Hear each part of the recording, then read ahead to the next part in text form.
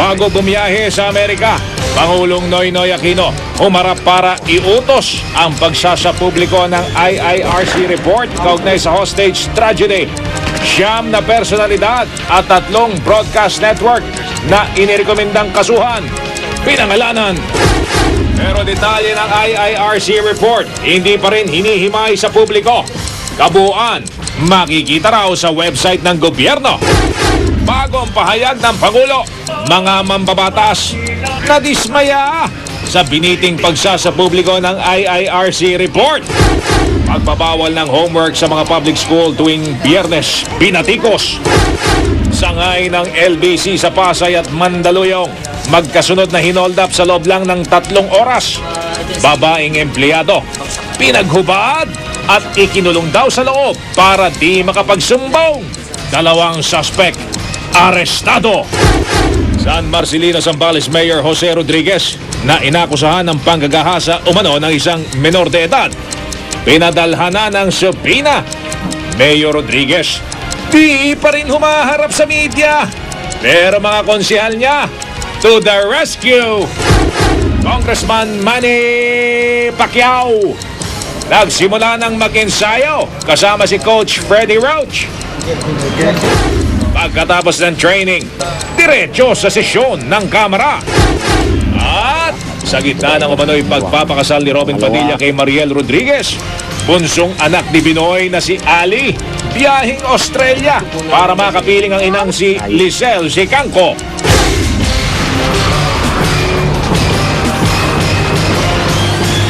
Mula sa GMA Network Center, narito si Mel Bianco, Mike Enriquez.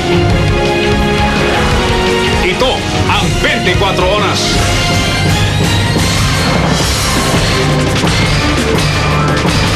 Magandang gabi po. Pinangalanan na ni Pangulong Noynoy Aquino mismo ang mga taong inirekomenda na makasuhan kaugnay ng pang-hostage noong Agosto 23. 5 ang mula sa hanay ng pulisya, 2 ang mula sa lokal na pamahalaan ng lungsod ng Maynila, 2 ang mula sa tanggapan ng ombudsman, may 2 tiga-media at may 3 hindi pinangalanang broadcast network.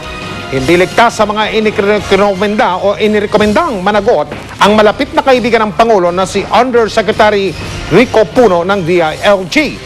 Wala sa Malacanang, nakatutok live si Lay Alvis. Lay? Mike, bago tumulak papuntang Amerika ngayong gabi ay inihayag na nga ni Pangulong Aquino ang nilalaman ng IIRC report. Nabigyan na rin daw ng kopya ang embahada ng China. Tinanong na nga ni Joel, are there specifics? Walang paligoy-ligoy at diretsyo ang naging pahayag ng Pangulo sa kanyang pagharap sa media sa Malacanang pasado alas 4 ng hapon kanina. We are committed to implementing the necessary changes to upgrade the capabilities of our local government units, police and security forces to ensure the safety of the public. Ayon sa Pangulo, 12 tao at 3 television network ang inirekomenda ng IIRC na kasuhan. Sa hanay ng Philippine National Police, unang-una ang Noy-Hepe ng Philippine National Police na si Retired Director General Jesus Versosa. Pinakakasuhan din si NCRPO Chief Police Director Leocadio Santiago, ang Noy Manila Police District Chief Superintendent Rodolfo Magtibay na nagsilbing ground commander, ang negosyador na si Manila Police Superintendent Orlando Yebra, at ang hepe ng SWAT na nanguna sa assault team na si Chief Inspector Santiago Pascual. Tanging si DILG Undersecretary Rico Puno naman ang cabinet member na binanggit na Pangulo na pinakakasuhan. Hindi rin ligtas si Manila Mayor Alfredo Lim na siyang tumayo bilang chairman ng Crisis Committee. Siya rin ang tinurong nag-utos sa pag-aresto ng kapatid ng hostage taker na si Gregorio. Pinakakasuhan din si Manila Vice Mayor Isko Moreno, ang naatasang magsadya sa ombudsman para kunin ang sulat na inakala ng mga otoridad na magpapakalma sa hostage taker. Pati sina Ombudsman Merceditas Gutierrez at Deputy Ombudsman Emilio Gonzalez III, pinakakasuhan din. Sa media, tinukoy ng Pangulo si RMN anchor Michael Rogas na siyang kausap ng hostage taker noong kainitan ng sitwasyon at nang magsimula na itong mamaril. Binanggit din si Erwin Tulfo ng RMN na nooy ilang beses nagboluntaryong kausapin ng harapan ang hostage taker. Hindi tinukoy ng Pangulo pero kabilang din daw sa mga pinakakasuhan ang 3 broadcast network. Sila ang mga nirekomenda ng Incident Investigation and Review Committee na kasuhan ng kasong administratibo at kriminal kaugnay sa nangyaring hostage-taking tragedy. It's so easy to say we will file appropriate charges, but at this time, I just want to make sure you will be and there's even just naming them now, no, has already impacted on their lives. I want to be fair that yung degree of culpability is clearly established. Iniutos na ng Pangulo kay Executive Secretary Paquito Ochoa at Presidential Legal Counsel Ed De Mesa na pag-aralan ang mga rekomendasyon ng IIRC.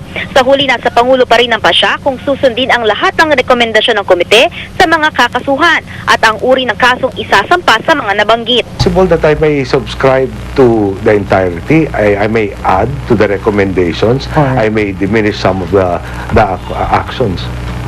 Political, no? Recommendations ka, recommendatory. Tiniyak naman ng Pangulo na hindi makakaapekto ang personal na relasyon niya sa mga pinakakasuhan, kabilang na ang malapit niyang kaibigan na si DILG Undersecretary Rico Puno. Una kong obligasyon sa taong bayan. Hindi doon sa friendship, hindi sa kamag-anak, hindi sa kapartido. Umaasa ang Pangulo na makatutulong ang ginawang investigasyon ng IIRC sa paghihilom ng nalamatang relasyon sa pagitan ng Pilipinas at China. It is incumbent upon me to make sure that they get the right message, no, and the right information, lest we further strain our relationships. Umaasa ang Pangulo na ang nangyari ay magsisilbi ring paalala sa media. Hindi naman sa chilling. Di ba yung tinuturuan naman tayong lahat? Meron tayong karapatan, meron rin tayong responsibilidad. Pag meron tayong kalayaan, meron rin naman tayong obligasyon. Ang buong report ay i-upload daw sa website na Official Gazette ng Malacanang. Mike, makikita na sa website na Official Gazette ng Malacanang ang IIRC report. Makikita iso sa www.gov.ph.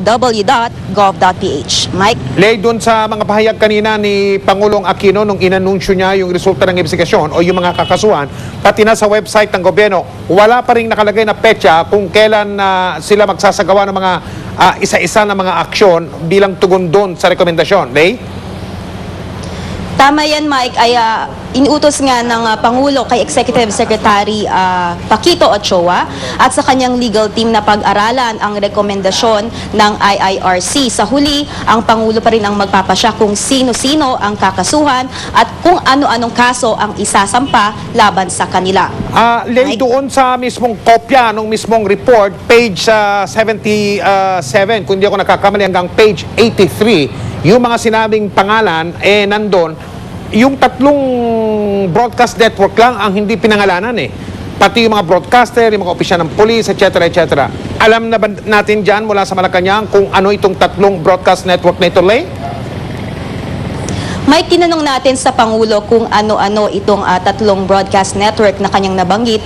Pero sabi niya kanina ay hindi niya pa ito masasagot. So mukhang kailangan pang balikan ang kabuuan ng report. Okay. Mike? Ewan ko kung nakalagay yan dun sa report, no? Pero nabasa na ba ng mga reporter sa Malacanang dun sa website? Yung, lalo na yung huling 5 o 6 na pahina, Lay, nung report kung saan nakapangalan yung mga rinirekomenda nilang makasuhan? Mike, pagkatapos ng press briefing ng Pangulo kanina, ay saka lamang in-upload yung kabuuan ng IIRC report sa Official Gazette ng Malacanang, kaya ngayon ay hinihimay-himay pa ito ng mga reporter. Maraming salamat, Lay Alvis.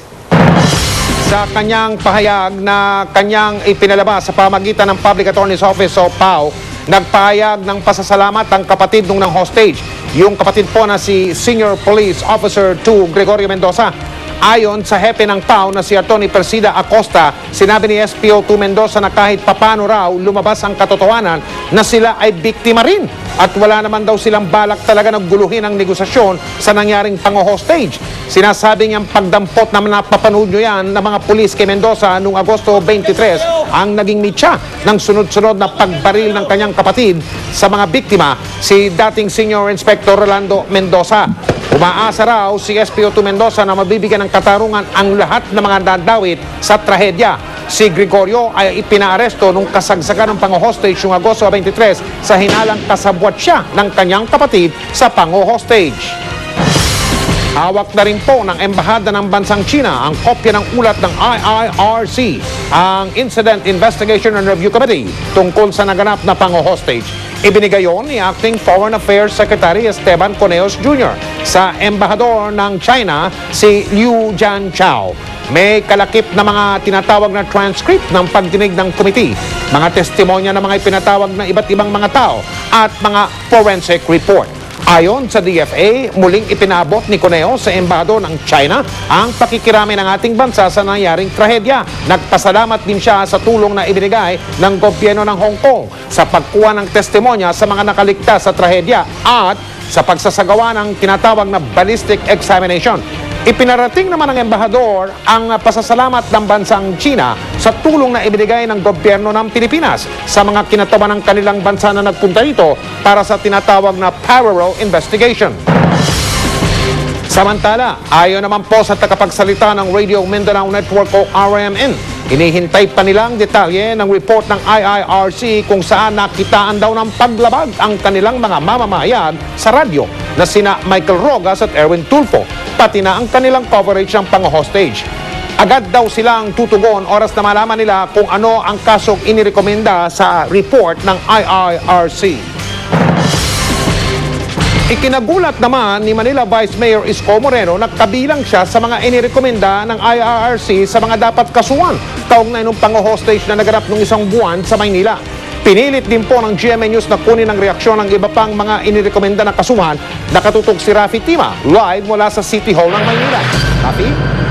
Sa dami ng mga personalidad, Mike, na isinama ng IRC sa kanilang report na posibleng may responsibilidad sa nangyaring malagim na insidente sa Quirino Grandstand, ay tanging si Manila Vice Mayor Isko Moreno nga lang ang nagpaunlak ng panayama sa atin. Ayon kay Moreno, nagtataka siya kung bakit nasama pa siya sa mga nirekomendang kasuhan sa nangyaring insidente, gayong ginawa naman lang daw niya ang kanyang trabaho. Kung tutusin ayon pa sa Vice Mayor, dahil sa kanyang mga aksyon, may nakaligtas at napakawalan sa mga hostage. Ipinagtaka rin ni Vice Mayor bakit may mga pulis Maynila na isinama sa kaso, gayong ilan sa mga ito ay sumunod lang sa utos at ginawa ang kanilang trabaho sa abot ng kanilang makakaya sa kabila ng kakulangan sa gamit. Umaasa naman ang Vice Alcalde na sa gagawing review ng legal team ng palasyo, mas mabibigyang linaw kung tama bang isama sila sa kaso. Basta ako nire-respeto ko yung IIRC, no? Ginagalang natin yung ginawa nila in spite the fact na ang hindi ko lang maintindihan na tayo nakapagpaligtas ng parte ng siyam na buhay. Medyo baka nakalimutan lang nila sa sobra. Wala naman sa kanyang opisina si Manila Mayor Alfredo Lim na isa rin umano sa mga hindi ginawang responsibilidad kaya naganap ang malagim na insidente sa Quirino Grandstand. Hindi rin dito sumagot sa ating mga tawag. Pero posible umanong magpatawag ng press conference ang alkalde oras na mapag-aralan na nito ang buong nilalaman ng IIRC report. Ang dating hepe ng Manila Police District na nag-leave matapos ang insidente, hindi rin makontak ng GMA News. Ang MPD SWAT naman, hindi raw muna magbibigay ng komento sa pagkakasama sa kanilang dating hepe sa mga inirekomendang kasuhan. Ayon kay Chief Inspector Oliver Navales, ang pumalit sa sinibak na MPD SWAT Chief na si Chief Inspector Santiago Pascual, hihintayin muna nilang utos mula sa higher headquarters. Ang lead negotiator naman na si Police Superintendent Orlando Yebra, nakadip din ngayon bilang hepe ng MPD Legal Department at nakapatay ang kanyang cellphone. Hindi rin makontak si dating PNP Chief Jesus Versosa na isa rin sa mga pinangalanan ng IIRC. Si DILG Undersecretary Rico Puno naman ay wala pa rin ding opisyal na pahayag tungkol sa rekomendasyon ng IIRC at kailangan pa rin nilang pag-aralan ang report ng naturang komite. At Mike, ayon nga sa ating mga nakausap mula dito sa Manila City Hall, ay posibleng bukas nga ay magpatawag ng pulong balitaan itong si Manila Mayor Alfredo Lim. Mike? Maraming salamat, Rafi Tima.